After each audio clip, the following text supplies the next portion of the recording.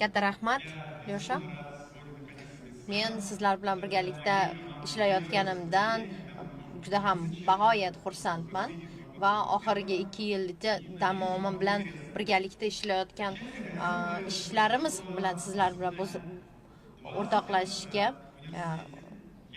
biz men 20 yil oldin neyro tarmoq haqida ikkita yadrli va o'sha davrda men ikkita yadrli notebook bilan ishlardim va neyro tarmoq haqida ko'plab fikr yuritardim. Mana o'sha davrda men kelajakda bank tizimida ishlash va hozirgi kunda bankning o'zgarishlarga, umuman reformalarga qanday ta'siri haqida o'ylamagan edim, to'g'risi. Nika aytib o'tdilar, biz juda ham katta sun'iy intellektga asoslangan bankni yaratayapmiz. Nima kiritishimiz mumkin bunday scoring yoki bo'lmasa katta hajmdagi ma'lumotlarni kiritishimiz mumkin. Keyingi tadbirga ham sizlarni chaqirib qolaman. Bizlar ko'plab conversational AI, ya'ni nima o'zi bu conversational AI? Agarda hozir tasavvur qiladigan bo'lsangiz, siz agent, ya'ni siz birga ishlayotgan agent sizni fikrlaringizni tushunib, fikr yuritib va sizni savollaringizga javob bera olishi kerak. Va shunday agentni yaratish uchun 3 ta asosiy muvaffaqiyat kaliti kerak. Birinchi o'rinda yaxshi sifatli ma'lumotlar. Bu birinchi o'rinda texnologiyalar va jamoa. Qolganlari esa qisqacha qilib aytaman. Bir-ikki og'iz so'z bilan. Birinchi o'rinda bu ma'lumotlar. Demak, juda ham qiyin o'zbek tilida ishlash, juda ham go'zal til, lekin ma'lumotlar o'zbek tilida juda ham kam. To'g'risi, oxirgi yillarda biz mavjud bo'lgan ma'lumotlarni, ya'ni o'zbek tilidagi ma'lumotlarni biz rosa qidirdik. Bizni demak, jamoamizda, bizni boshqarmamizda, demak, call centerimiz mavjud. Ular juda katta hajmdagi ma'lumotlar bilan ishlashadi va bizda bu yerda operatorlar bilan birga gigabaytlar muloqot, chat orqali, Telegram chat orqali muloqotlar yo'lga qo'yilgan va bu ma'lumotlarni biz foydalanishimiz mumkin. Va hozirgi kunda o'zbek tilidagi data setlarni topish uchun biz faqatgina texniklarni emas, lingvistlarni ham jalb etishimiz kerak. Chunki albatta bu yerda yangi bir pipelinelar yaratishimiz, lingvistlarni jalb etishimiz darkor. Shuning uchun ham oxirgi 2 yilda biz yangi yondashuvni qanday qilib to'g'ri yondashuvni yaratishimiz va mavjud mutaxassislardan foydalangan, ya'ni mavjud ma'lumotlarni, data setlardan foydalangan holda barchasini yangi, to'g'ri, chiroyli bo'lgan modellarni yaratishga harakat qildik. Oxirgi 2 yilda biz ko'plab komandamiz, ya'ni katta jamoa bilan ishladik. 30 ta yilning oxiriga qadar 70 ta bo'ladi o'ylashimcha va mintaqadagi eng zo'r bu yerda sun'iy idrok xodimlari bo'ladi. Nima kerak? Texnologiyalar kerak. E'tiboringizni qaratishni xohlayman. Bu birinchi o'rinda, demak, nutqni aniqlash kerak. Ya'ni o'zbek tili juda ham qiyin tillardan biri, murakkab tillardan biri hisoblanadi. Hozirgi kunda bizga nima mavjud? Demak, qanday qilib o'zbek tili, rus tili va birgalikda alohida hollarda ma'lumotlarni taqdim eta olsin. Ya'ni mavjud yagona unifikatsiya orqali biz mavjud ma'lumotlardan foydalangan holda taqdim etish va shu bilan birgalikda to'g'ridan-to'g'ri streaming qilish. Chunki bu tezlik bilan ishlash, o'ta yuqori darajada tezlik bilan ishlash. Nima uchun bu mavzuni tanladik? Qo'pol ravishda aytganda, bu yerda mavjud modellarni, ya'ni mavjud ma'lumotlarni yig'ib, modellarni yaratdik. Hozirgi kunda deyarli mavjud bitta korobka, ya'ni orqali, ya'ni mavjud bor, ya'ni 45% deyarli ish bo'lgan va juda ham quvonarli holat. Ya'ni ochiq ma'lumotlar setida, ya'ni xatoliklar soni juda ham kam, ya'ni 17% gacha nima qildi.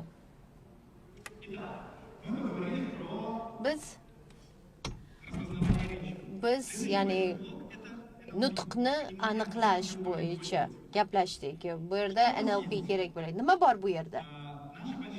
Bizning katta modellarimiz, demak tayyorlagan modellarimiz ikkita tilda gaplashadi, demak so'zlashadi, nutq olib boradi. Bu yerda bitta dialogda, ya'ni ikkita tildan foydalanish hamda bizda ko'ryapmizki, kontekstdan kelib chiqqan holda mavjud faktlardan foydalangan holda ma'lumotlarni taqdim etish va qo'shimcha xizmatlarni taqdim etish. Bu yerda oddiygina biz shunday mavzularni tanlashimiz kerakki, va shuningdek biz sifat hamda nazoratni, ya'ni sifatni taqdim etishimiz mumkin. Bu nutqlarni ham, ya'ni dialoglarni to'g'ri yo'lga qo'yishimiz kerak bo'ladi. Qanday qilib biz modelimiz foydalanuvchi bilan birga ishlaydi. Bu yerda ko'ryapsizki, bizni modelimiz gapni oxirida shunchaki rahmat deyishni o'rniga, mana ko'ryapsiz, bitta xato ketyapti. Demak, menga yordam uchun rahmat. Shuning uchun ham o'zbek tilidagi kontekstni tushunishi kerak. Ya'ni 2 yil mana shu modelni yaratish uchun va to'g'ri javob qaytarish uchun biz shunday modelni yaratishimiz kerak edi. Demak, open source modellari o'zbek tilini ham biladi. Lekin bu yerda deyarli 20% xatoliklar mavjud. Shuning uchun qo'shimcha resurslarni kiritgan holda mavjud bo'lgan mos keladigan pipelinelar bilan va o'zimizni modelimizni yaratishga harakat qildik. Undan tashqari bu albatta o'zimizning katta data centerimiz, ya'ni markazimizga va shu bilan birgalikda foydalanuvchilarning shaxsiy ma'lumotlarini xavfsiz qolgan holda va bu ma'lumotlar albatta bankdan uzoqlashmagan holda bo'lishi kerak. Lekin bizda mana bunday LLM mavjud bo'lgan sifatli LLMga ega bo'ldik. Sifatli agentni yaratish uchun bu kamlik qiladi. Shuning uchun ham bizga pipeline, murakkab pipeline yaratishimiz kerak. Bu juda ham yuqori darajadagi pipeline hisoblanadi. Agarda siz uchun qiziqarli bo'lsa, mana shu tadbirdan so'ng gaplashishim mumkin, suhbatlashishimiz, muhokama qilishimiz mumkin albatta. Biz savol bering, aytaylik LLMga. Nima foydalanuvchi nimani xohlayapti? Barcha tizimni yaratdi, qo'shimcha ma'lumotlarni taqdim etdi.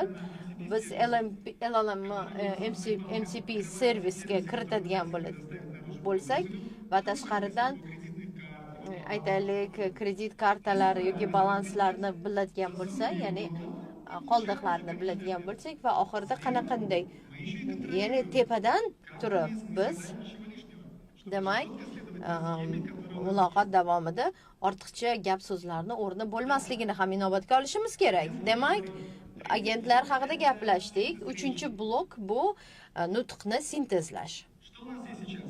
Hozirgi kunda bizda nima mavjud? Demak, bizda 2 ta til va 3 ta emotsiya mavjud.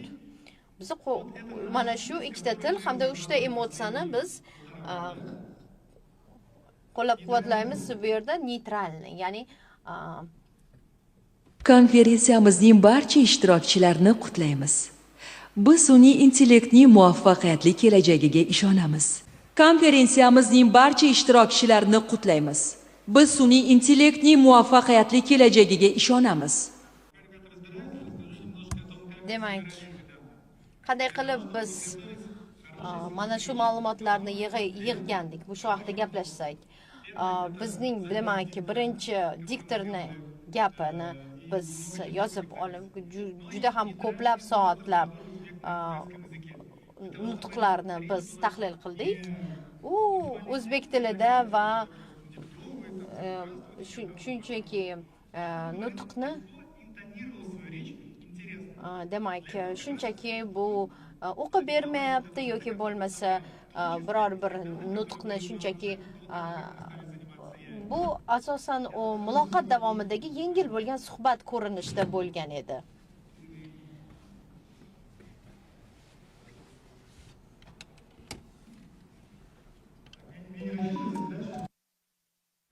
Bo'ldimi, keyiniga o'tib ketaveraymi?